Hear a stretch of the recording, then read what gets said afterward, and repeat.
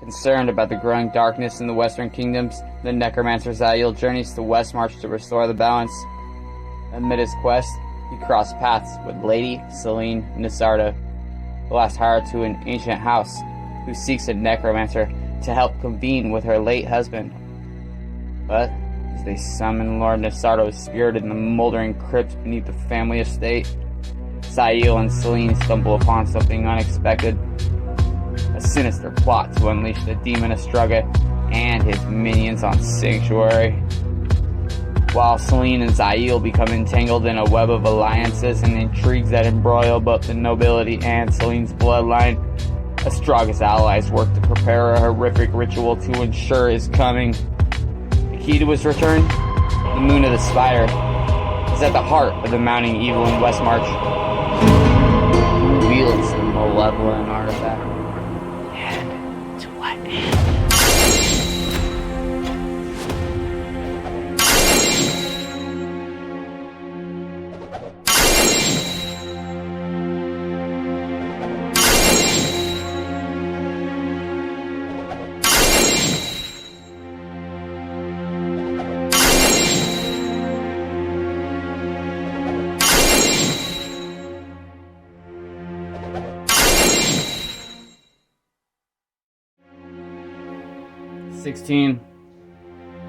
Aldrich Jid would have not taken the jagged hillside before him as a nexus of power and the birthplace of the precious artifact he carried in one arm.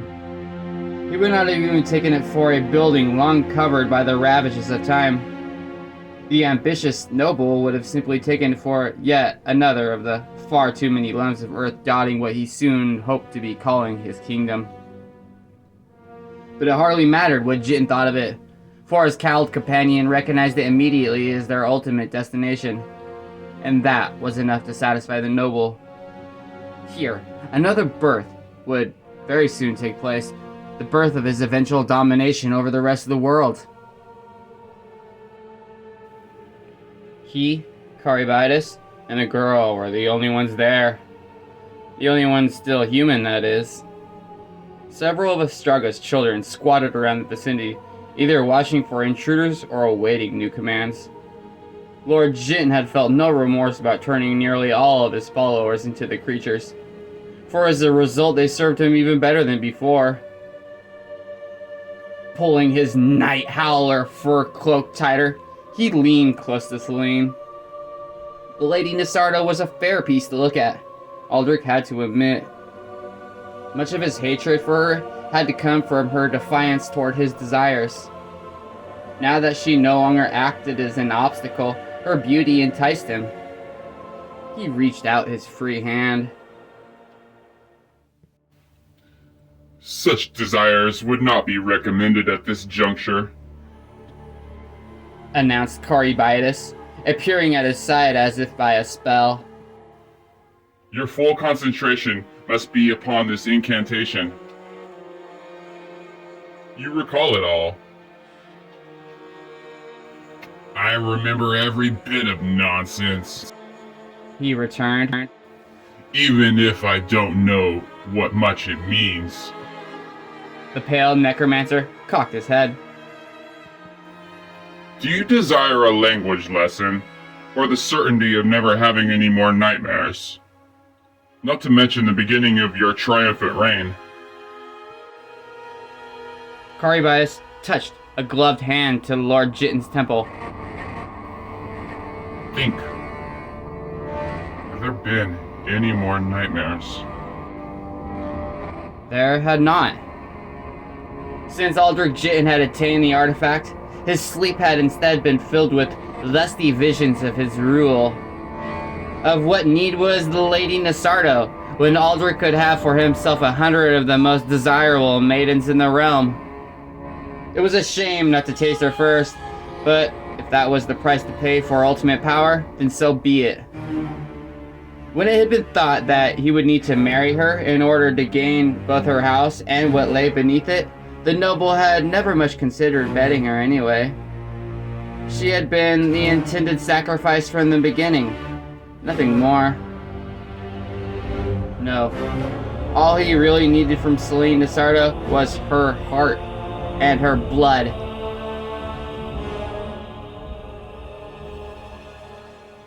So, the noble asked, his anticipation rising.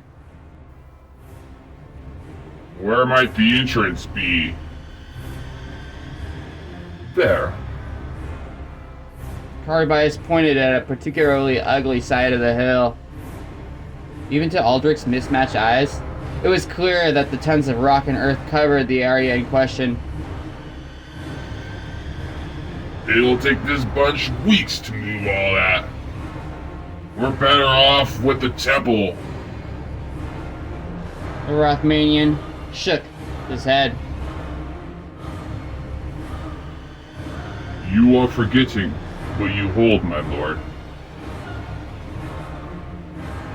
You mean this can remove all of that? All you need to do is command it to. Then tell me how, then! Demanded an eager Lord Jittin. Raise it over your head as if a crown. Focus your gaze on where I point. Will the way to open for you?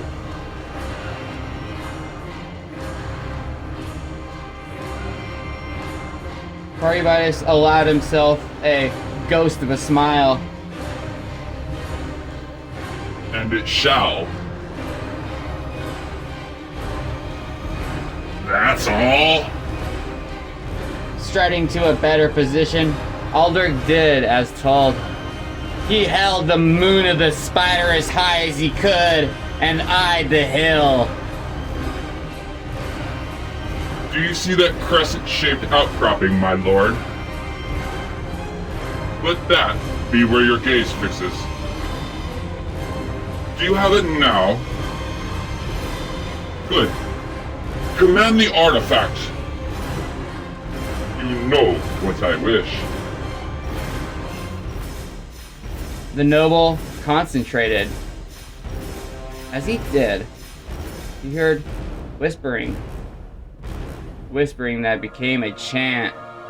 A chant with which she was already too familiar. Astraga. Astraga.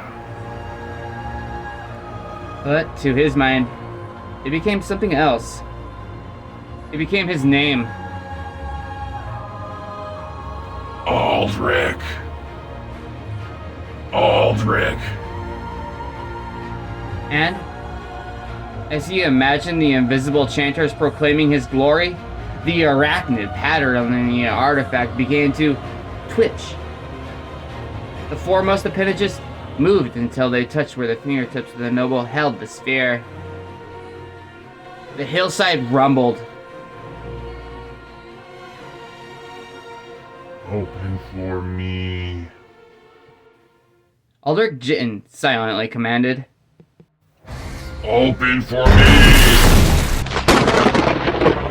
There was a crack like thunder, and a fissure split the hill in two. Tons of stone rumbled to the base. Those of his transformed servants nearest to the hill scattered lest they crushed by the rock fall. The entire hillside collapsed. Mounds of rubble lay just beyond the pair. It's done. Caribias informed him. Let but the dust settle for a minute or two. Aldrich lowered the artifact. His pulse pounded. Adrenaline coursed through his body. Fantastic! The necromancer stood near his ear. It's only a small portion of the gifts of the struggle. Imagine, my lord, what you will be able to do when the spider god's full wondrous power impart you. How much longer? Damn it, man! I can't keep waiting!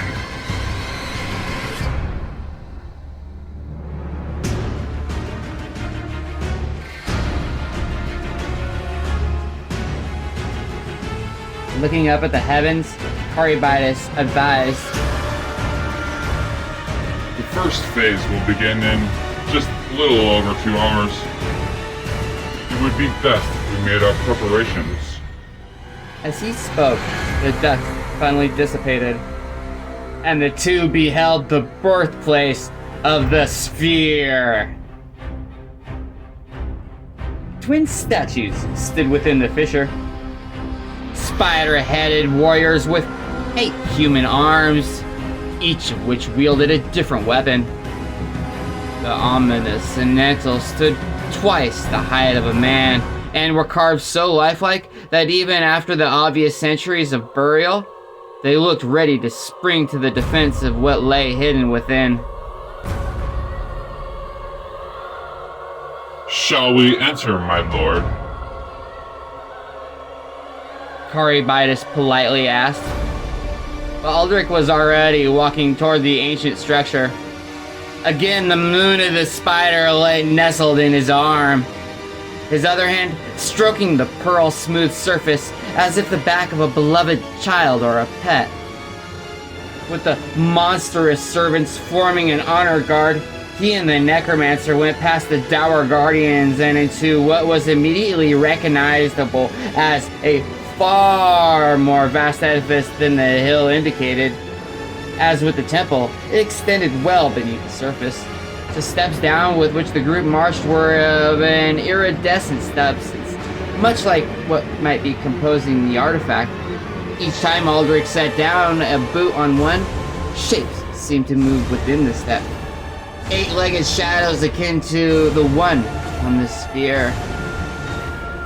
Neither man carried a torch, yet the path before them remained as lit as if they stood outside. There was no discernible source of illumination. It simply came into existence as needed. To Aldrich, it was but another hint of the tremendous forces which would soon be his to command. But then, before them appeared what truly marked this lost place as the destination they sought. A wide oval altar upon which the Arachnid symbol had been carved. But there was something else. Something that made Caribitis uncharacteristically hiss in angry surprise. 3 skeletons lay at the base of the altar. 3 mummified figures whose garments looked vaguely familiar to the noble.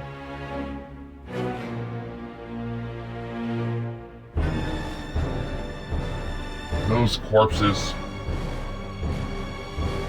They look like that thing in the tomb.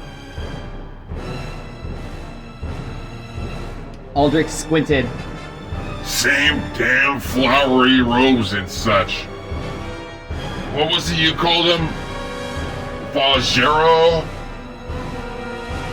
Vajeri. The necromancer all but spat. As I have told you, the most base of spellcasters. Corrupt and ruinous men all. Caribitis drew his dagger. And they should not be in this ancient place. This is the only entry point, according to all my research. Well, they had the moon ones, didn't they? They probably opened it up just the way as we did. Caribitis paused, as if calculating something. At last, his expression neutral again, he nodded. As you say, that must be what they did. Something else, though, came to Lord Jitten's mind. Are they exactly like the ones in the tomb? He did not have to explain to Caribitis.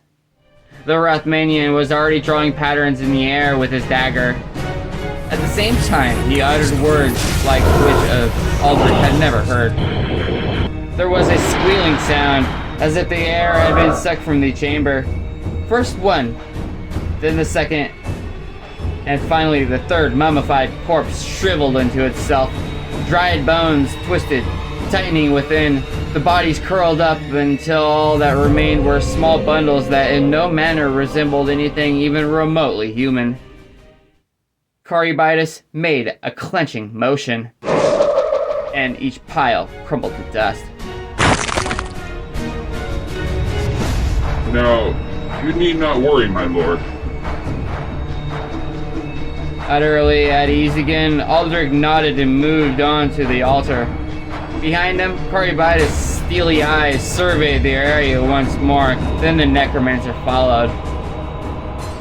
Celine, expression still blank, trailed the Rothmanian.